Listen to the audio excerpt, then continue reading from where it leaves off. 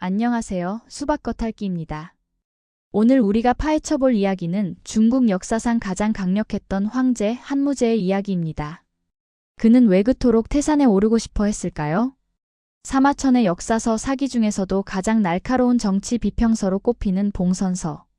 오늘은 이 텍스트를 통해 제국의 황제가 어떻게 자신을 신의 반열에 올리려 했는지 그 거대한 권력의 극장 속으로 들어가 보겠습니다. 오늘 이야기의 순서는 이렇습니다.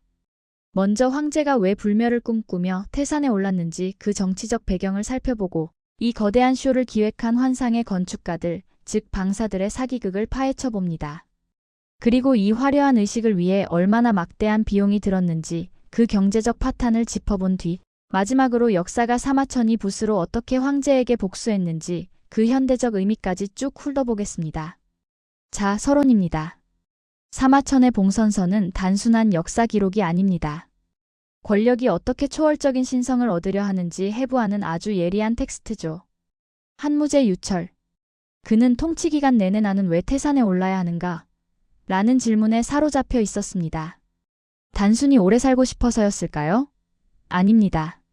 지상의 절대 권력자가 하늘의 권위와 접속해서 자신의 지배를 우주적 질서의 일부로 승화시키려는 거대한 퍼포먼스. 이것이 바로 우리가 말하는 권력의 극장입니다.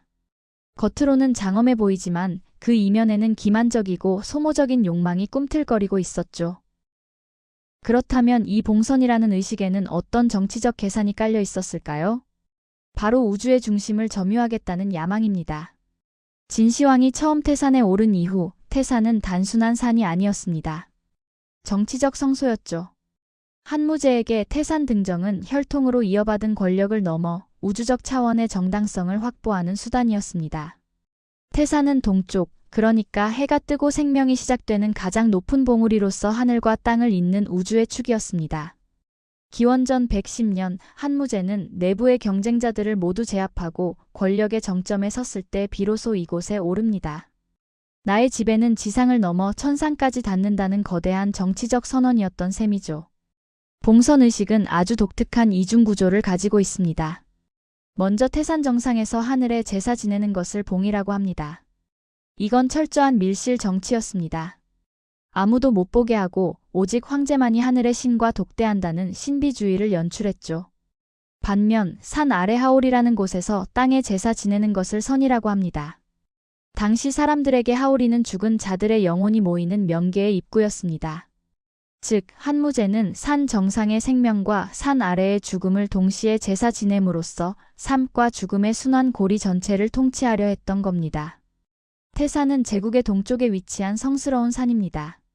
한무제는 이곳을 장악함으로써 영토적 지배를 넘어선 존재론적 영토 확장을 꾀했습니다. 단순히 땅을 다스리는 왕이 아니라 우주의 질서를 관장하는 신적 존재가 되고자 했던 것이죠. 한무제는 여기서 멈추지 않고 명당이라는 건물을 짓습니다. 천자가 우주의 운행 원리에 맞춰 정사를 돌보는 공간, 즉 우주의 축소판이었죠. 그리고 5년마다 태산을 순행하고 태초력이라는 달력을 새로 만들어 시간의 질서까지 자신의 권력 아래 두었습니다. 하지만 사마천은 기록합니다. 이 모든 것이 유교적 예법이 아니라 방사들의 환상적인 주장이 뒤섞인 다소 비이성적인 결과물이었다고 말이죠. 자, 여기서 이 거대한 쇼를 기획한 주역들이 등장합니다. 바로 방사들입니다. 황제의 불안을 먹고 사는 환상의 건축가들이죠. 첫 번째 인물 리소군입니다. 그는 불로장생의 프로세스를 설계한 사람입니다. 논리가 아주 기가 막힙니다. 부엌신에게 제사를 지내면 귀신을 부를 수 있고 귀신을 부르면 주사를 황금으로 만들 수 있다. 그 황금 그릇으로 밥을 먹으면 수명이 늘어나 신선을 만날 수 있고 그 후에 봉선을 행하면 죽지 않는다. 정말 그럴싸하죠? 리소군은 봉선 의식을 통치자의 의무에서 개인의 불멸을 위한 도구로 변질시킨 장본인입니다.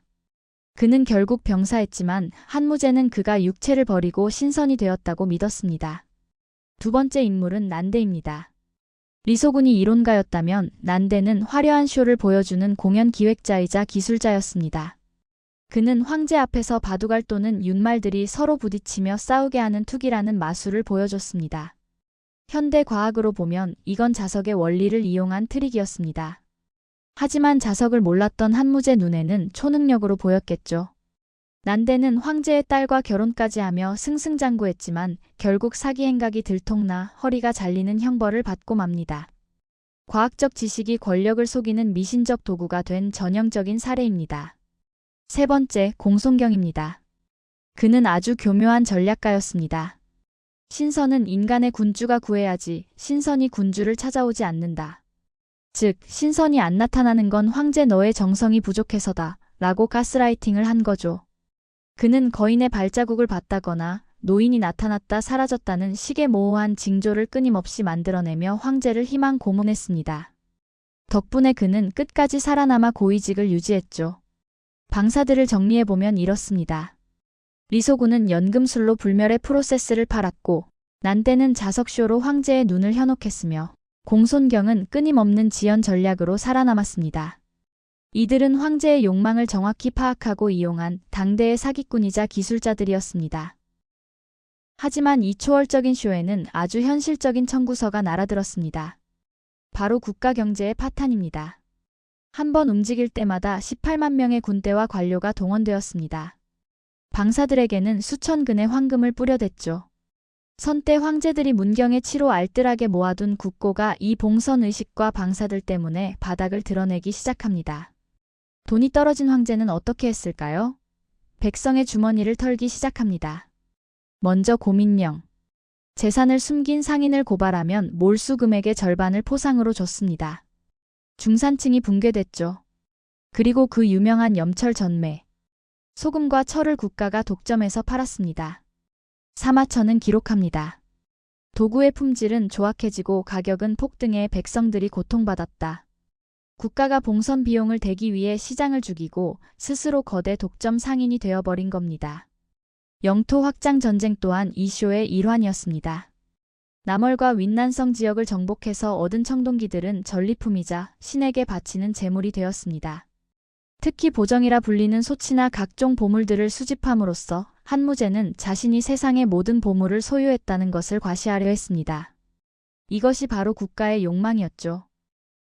자, 이제 이 모든 것을 기록한 남자 사마천의 이야기를 해보죠. 그에게 이 기록은 단순한 역사가 아니라 붓으로 쓴 복수였습니다.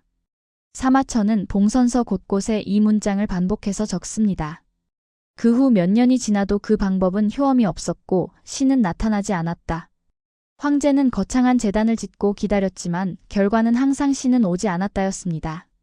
사마천은 황제를 직접 욕하는 대신 이 건조한 팩트 폭격을 통해 권력의 허상을 비웃고 있는 겁니다. 황제가 자랑했던 상서로운 징조들도 사실은 조작된 것이었습니다. 황제가 잡은 흰 기린은 천하태평의 징조로 칭송받았지만 사마천은 이것이 그냥 색소가 부족한 알비노 사슴일 수 있음을 넌지시 암시합니다. 또 땅에서 발견됐다는 고대 청동 솥 보정 역시 정치적 필요에 의해 누군가 미리 묻어놓고 발견한 척했다는 뉘앙스를 풍기죠. 사마천이 이렇게까지 날카롭게 기록한 이유가 있습니다. 그의 아버지 사마담은 태사령으로서 봉선의식을 기획했지만 정작 의식 당일에는 병으로 혹은 정치적 이유로 배제되어 참여하지 못하고 분사했습니다. 천자가 천년 만에 봉선을 하는데 내가 빠지다니 라며 한탄하다 죽었죠. 사마천에게 봉선서는 아버지가 그토록 보고 싶어 했던 그 의식이 사실은 거대한 사기극에 불과했다는 것을 폭로하는 진혼곡이자 복수였던 셈입니다. 이 이야기는 2000년 전 중국만의 이야기가 아닙니다. 현대에도 이 정치적 극장은 계속되고 있으니까요.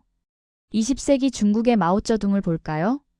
그가 루산에 오르거나 양쯔강에서 수영을 하는 퍼포먼스는 한무제의 태산 등정과 놀랍도록 닮아 있습니다. 자신의 신체적 건재함을 과시하고 자연을 정복하는 모습을 보여줌으로써 절대적 권위를 확보하려는 장소의 정치학이죠. 그 역시 진시황과 한무제를 재평가하며 자신의 통치를 역사적으로 정당화했습니다. 고대의 한무제와 현대의 권위주의 리더십을 비교해보면 구조적으로 매우 유사합니다. 천명을 확인하려 했던 한무제와 역사의 필연성을 주장하는 현대 지도자들. 방사가 했던 역할을 현대에는 선전선동부가 맡고 있습니다. 그리고 그 막대한 비용을 대기 위해 국가가 경제를 독점하는 방식까지도 소름 돋게 닮아있죠. 그리고 그 끝에는 항상 신은 오지 않았다고 말하는 내부 고발자와 역사가들이 존재합니다. 결론입니다. 한무제는 태산에 올라 하늘을 봉인하려 했지만 결국 남은 것은 빈 산뿐이었습니다. 정치 신학적으로는 완벽한 통제를 꿈꿨지만 방사들에게 놀아났고 경제적으로는 제국을 파탄내고 국가를 상인으로 전락시켰습니다. 결국 황제는 불멸을 얻지 못했지만 역설적으로 사마천은 이 사기를 통해 불멸을 얻게 되었습니다. 빈산에 남겨진 권력의 그림자, 여러분은 어떻게 보셨나요? 지금 이 순간에도 어딘가에서는 또 다른 형태의 봉선이 기획되고 있을지도 모릅니다. 오늘의 수박 겉핥기는 여기까지입니다. 영상이 유익하셨다면 구독과 좋아요 부탁드립니다. 감사합니다.